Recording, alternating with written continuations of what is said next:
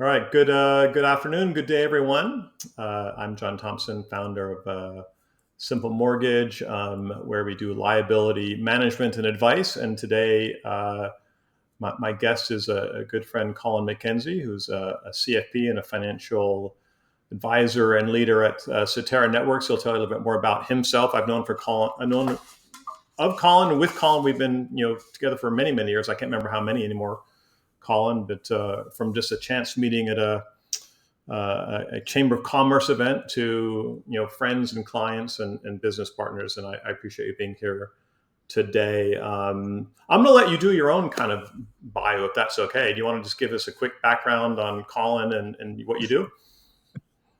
Um, I'll try to keep this as short as possible. I wandered into financial services out of the military in 1983, and it's been a bit of a meandering path. Spent some time in a wirehouse and then got into trust banking. Ultimately, worked in the home office of a broker dealer before coming out in about 2005 and acquiring an interest in an enterprise here in Pasadena. So that's the short version. Yeah, and I think what's unique, probably a little bit more about this, is that Colin, within his practice and within the company as a whole, wears really two hats, right? So he's an individual, planner, advisor, and at the same time leads a team, and in fact works, for Cetera, an entire region, which he can probably describe a bit more of, and so is responsible for many other advisors and leading those teams, and you just heard him briefly talk about, he came out of the military, and so he's got great leadership training there, and I think it's influenced his success and his ability to interact with people and so forth as well. So I always like to start with this is something we start with in our team meetings every week. And what are you grateful for today, Colin? What are you grateful for? Well, let me premise this by saying that I'm in the last 9 months or so of doing this full time. Yeah. Plan to ride off in the sunset with a few very good clients and keep that as what I'm referring to as a retirement hobby. So I'm in a different place than many people who might be listening to this. So I'll go through some gratitudes.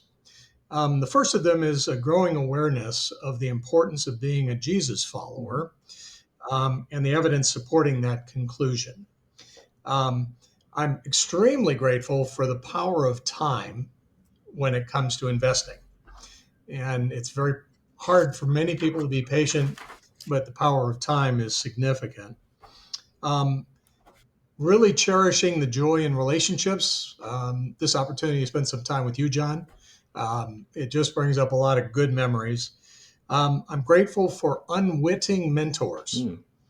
And so there's a whole bunch of people I've either listened to their tapes, read their books, whoever it may be. They're all mentors. They just don't know it. Yeah.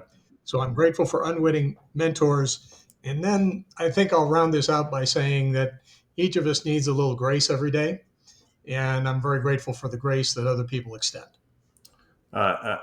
Thank you. It's very powerful, and I think that we should all be grateful for many of those subjects. So I appreciate you sharing that with us as well. Sure thing. It leads me to the subject of mentorship. I find interesting, especially in professional services. I've always had a business coach, almost my entire professional career, and like you, I've had many mentors that may or may not have known they were mentors. Could you think of maybe just one or two mentors that you might suggest other advisors think about, whether it's a book or podcast, whatever that you might Okay. suggest to people? That'd be kind of interesting. Yeah. One of the people I've followed fairly closely in the last 5 years is a guy by the name of Darren Hardy. Mm-hmm. And he is an unabashed marketer. So if you sign up for his daily podcast called Darren Daily, Yeah. there's some really good value in those, but you'll be upsold very quickly Yeah. into his other programs, which are not insignificant in price, but I have found them to be valuable overall.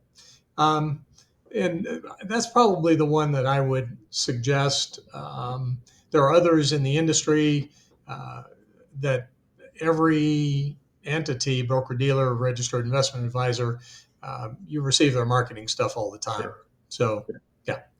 Neat. And so one of the, and I'd forgotten that we actually have had a crossover with Darren Hardy. In fact, I think you had me show up to one of your team meetings and we talked a little bit about the power of compounding, right? So, and he's really a big proponent of small activities, done consistently with, integrity and with thoughtfulness and with consistency will lead to fantastic results in any area of life, not just your professional business, but in all areas. And now, of course, I can't remember the name. I know it's called compounding. The title, the power of compound. It's called the compound effect. That's right, the compound effect. Thank you. So it's a great book. And I used to give the book out. It's a great book. It's an easy read. Yeah, so it is an easy read, and the concept is not difficult to understand. It is difficult to execute, I think, for many people. But if you can get behind it, you're going to see tremendous strides, I think, in your professional practice as well as your personal life. So. Yeah, I suffer from creativity. It's one of those things that every chance I get to stay on a track, I seem to creatively find a way to not do it. Yeah, well, I think that's a common occurrence with many people. So I'd like to, sort of jump into, maybe some just quick pointers to other advisors might be listening to this at some point. What do you think? So advisors, and it doesn't have to be a financial planner, but sort of a financial professional that works with consumers. Like, what do you think about right now? What should they be thinking about right now in the current marketplace?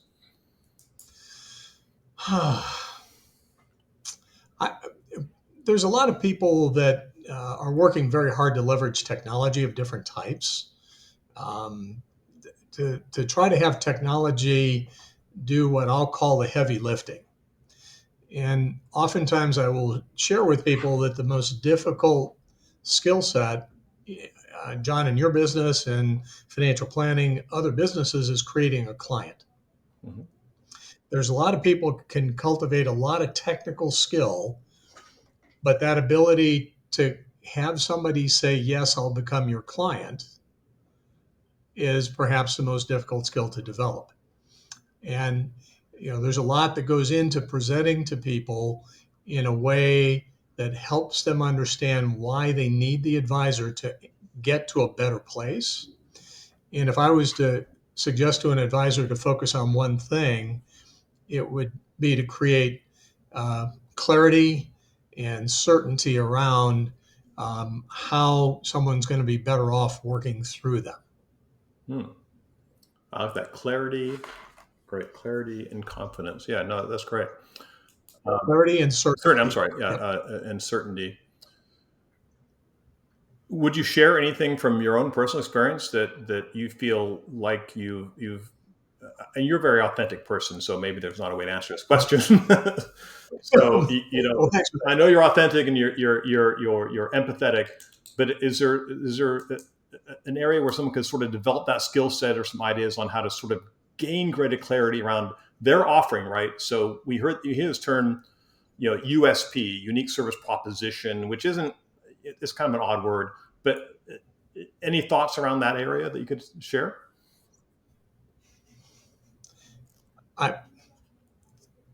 What I'm going to share may be a little counterintuitive in today's optimal practice management mode, where you have an offering and you're going to do things a particular way for every client. You want the business to be scalable.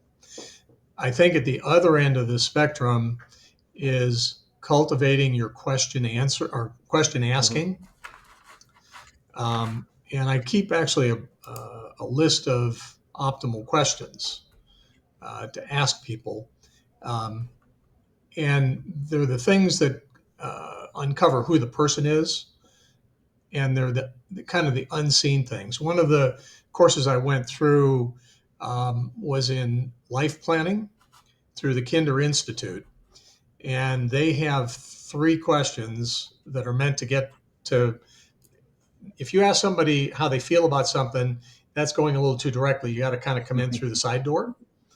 And so the 3 questions that they will have people ask is, okay, if you had a magic checkbook and that checkbook would literally pay for everything you would need paid for the rest of your life, that's not that you can scale up your lifestyle, it's going to be a checkbook for your current lifestyle, what would you do differently going forward if you knew every financial need you had was going to be covered? And it elicits some interesting responses. The second question is that somebody goes to their physician, finds out they have a rare disease, they're going to die in the next year. What do you need to accomplish in this next year? What do you need to do in this next year? And the third question says, wait a minute, the doctor made a mistake. You're going to be passing away sometime in the next 2 weeks. You'll never be in pain. You'll never, have any suffering. It's just you're not going to wake up. What do you wish you would have done that you were unable to do in your life?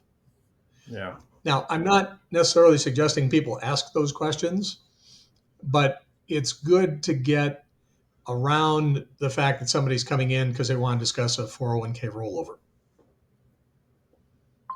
So it's having people understand you care about the person more so than the account. Yeah, and it's really digging deep, right, into the why. Yes, we know you want to roll this 401k, but why, and what's it going to do for you, and have you thought through that? Yep. Deep questions. I like those. And for those of you that didn't catch it, George Kinder is the developer of that program, and you can Google his information. There's a lot of information out there. I've seen a few of his presentations and read his book. Well worth checking out as well. Well, thank you for that, Colin. That's great. So I think just even developing your own set of questions around sort of the idea of getting someone to be reflective about why they're doing things, because finances are finances, but why people do things are going to be different for almost everybody. So neat. If you had to think about, in your practice with consumers, kind of face to face, belly to belly, if you want to call it that, what should those clients be thinking about right now? What are the concerns, if any, that you have, and what do you see is kind of happening right now in the marketplace?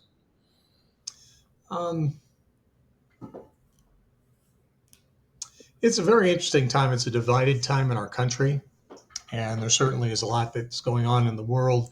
I think to a degree, some people have become almost numb to things. And personally, with the people that I'm going belly to belly with, I'm just suggesting they expect some volatility.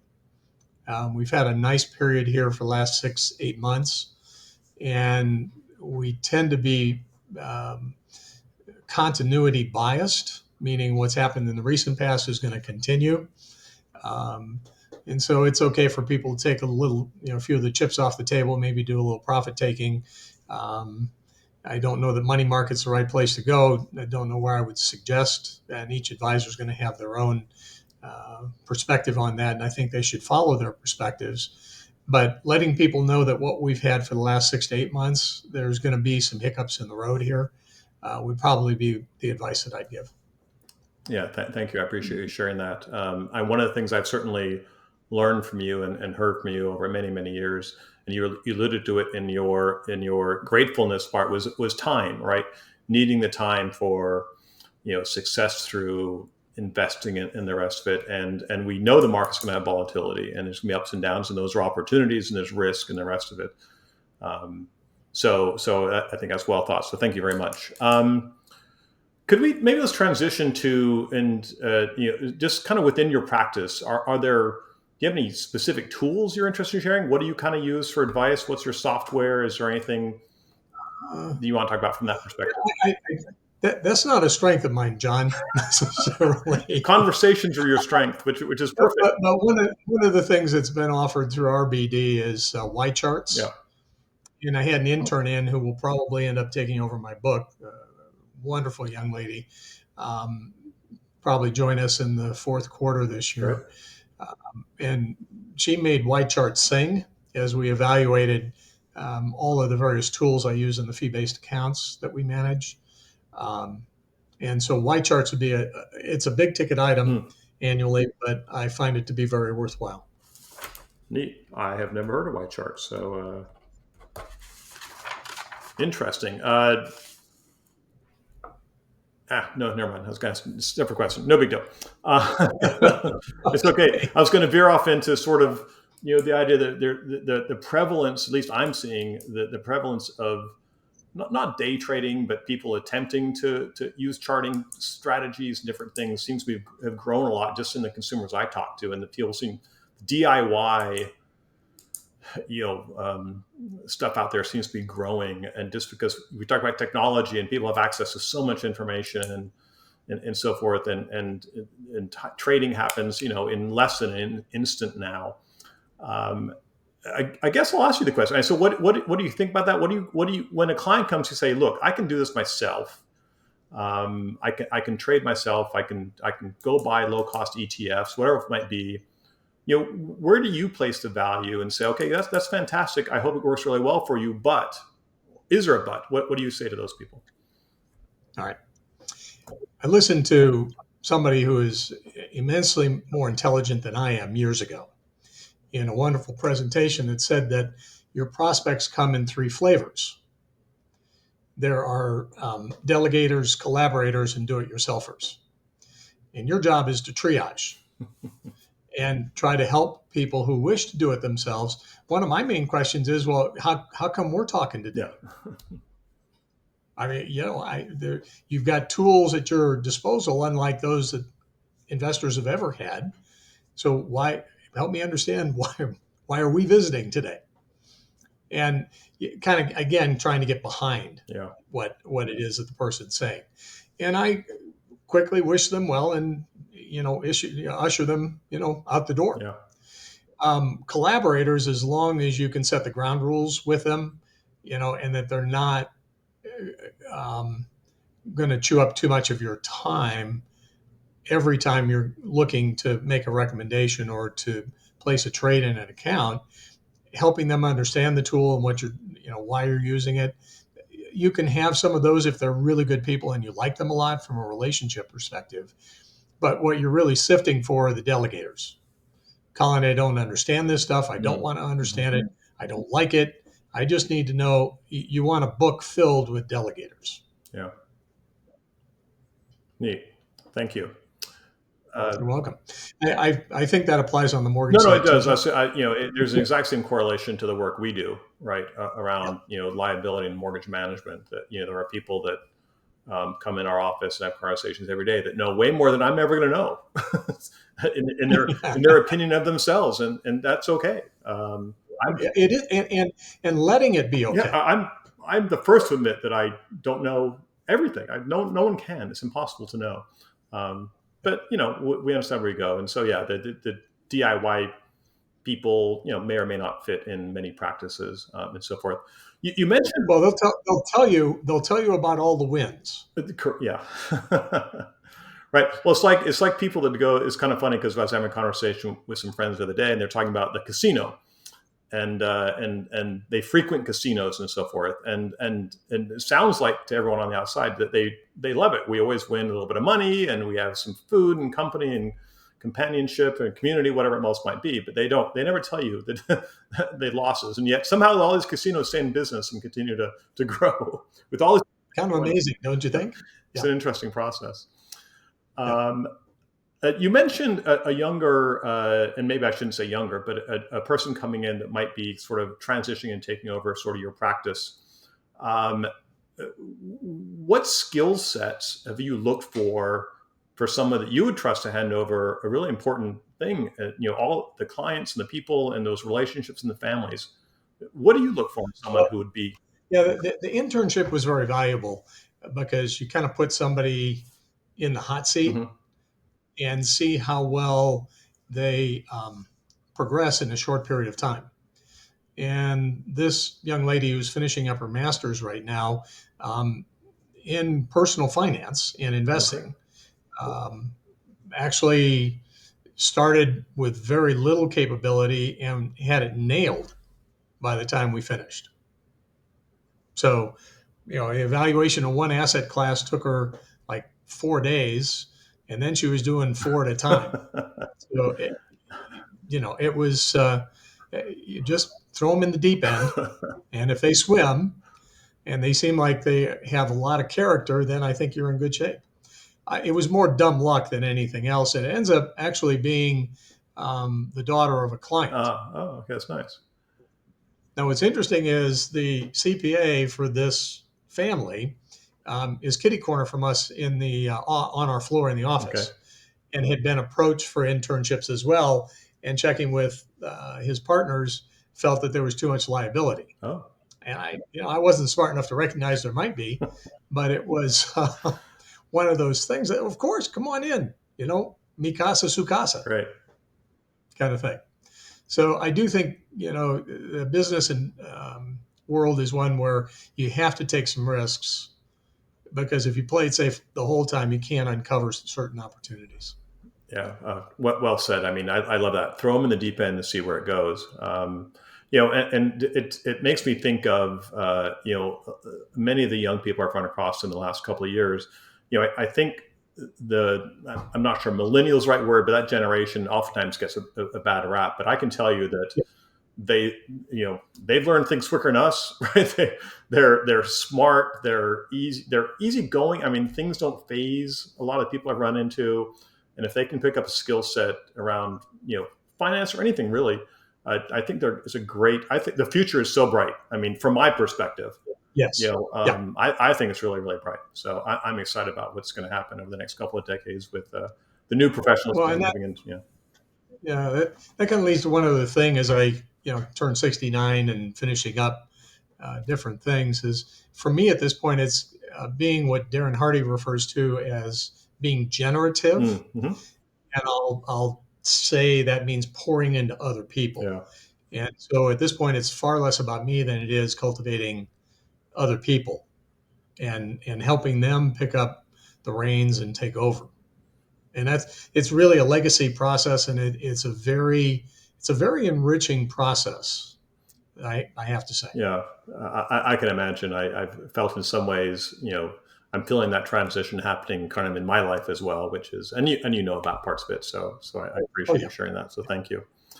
I want to tie it just before we wrap up, kind of tie it back to a little bit of the work that we've done together around Mm-hmm. liability Sure. management. And as the audience knows, I'm in the mortgage space and have been for 3 decades plus. Um, but I really feel like there's a really important crossover between the world of asset management and liability management. Anyway, I'd love to get your thoughts on it, and it's Yeah. not self promotion, but I know that it's important to you in your practice, and so tell me how you think. Well, people see what happens in the stock market virtually every day. So it's talked about everywhere, and even if you're not an MSNBC junkie or Yeah, whichever financial channel somebody wants to watch, you still see it. The mortgage market, not so much. yeah, I mean, people will hear rates and where rates are headed, but that less so. Rarely do people think about the importance of leverage and appropriate leverage. They buy a house because they need a house, and they really don't necessarily think about how the mortgage debt and the rate on the mortgage debt is critical to their overall financial plan. And so I have delighted when I've been able to send people your way, to have them sit down, and it's not about what a mortgage costs, or it is about how does this mortgage fit into your financial health. yeah. And John, that's one of the things I've always appreciated about Thank you. you. And I feel it is far more important than most people and most planners recognize. Yeah, And the tools that you use and the perspectives you give people have come back and said are just unlike what they've encountered in dealing with someone in the mortgage arena before. And I think it's a very professional thing that you do for people. yeah. Well, thank you very much. I agree. I think we do a great Yeah. job, but it takes education, takes understanding, and a certain skill set. So I appreciate that. Yeah. And Yeah. there's just one or two more Oh, please. things Yeah, that please. Sure. that I'd like to share. Um, Oftentimes, it's hard for people to fully grasp that impact of time as it relates to a mortgage, and especially the younger generation right now who are thinking, "Well, I'll just rent for the rest of my life," are neglecting what I tend to find for most Americans as being the one of the two parts of where their wealth builds. Mm-hmm. And one is equity in real estate. And I think it's critical that people get a foothold in that marketplace as early in their life as they possibly can, and then leverage, the knowledge that you have. The second part is usually a retirement plan at work. And so if they do, most people I've met, if they do those two things right, they end up being successful financially in their lives. And these are pretty regular people. I'm not talking about, Sure. yeah. No, like we tell people all the time, if you're one of those people that has, 10 million bucks or more, you're probably okay. Even 5 million, you're probably okay. But if you're someone who has a house worth $1 million and you got $500,000 in your IRA or 401k, whatever it might be, you might need a little additional planning with Colin or John, right? Just to make sure you get there, because that's where you're at. And yeah, we see the thousands of clients that I've worked with over the years. You're absolutely right. There's two areas of the way. It's the house, leads to wealth, and then of course, consistent savings in retirement plans, and of course, everything else on top of that's gravy. You do as much as you can. Be diversified. All the things that you teach. So fantastic. You want to leave, if you don't mind, if you have any final thought for an advisor that it doesn't matter where they're at, early in their career, middle career, maybe looking at you at transitioning out and so forth. Any just word of advice that you want to leave the audience with? Yeah. One of the things that Darren talks about is that people need three things. They need clarity, certainty, and simplicity. Mm. And so I'll leave a couple of simple thoughts. The first of them is the majority of my day is spent thinking about how to get in front of people. So get in front of people, and then you need to cultivate the ability to ask for what you want, to do it kindly, do it honestly, but be very direct with people to say, I would like you to become a client. And here's why. And you should be clear on why. So those would be the two very simple pieces: get in front of people and ask for what you want. Yeah. Thank you. Sure. Right, in the end of the day, it's pretty simple, right? It's all pretty simple. Not easy. No, not easy. Right? It's like, but it's simple. In many of my presentations, we have a graphic we finish with, and it's got a picture of an apple, nice juicy red apple, and a beautiful glazed donut, right? And the choice, right? The choice, simple but not easy, right? It's always a difficult choice. Exactly. Well, thank you, Colin. Thank you. You just touched on it briefly. Thank you for your service back when you graduated from the Naval Academy and all that work. And I think and your service as an advisor to many families over your long career has been great, and your service to me as well. I appreciate all the work you've done for me and the advice and our interactions and chatting and an occasional glass of wine, which is really wonderful. So thank you. It goes both ways, John. Thank you. Well, thank you. All right. That's enough for today. Thank you very much. And we'll talk to you soon. Take care.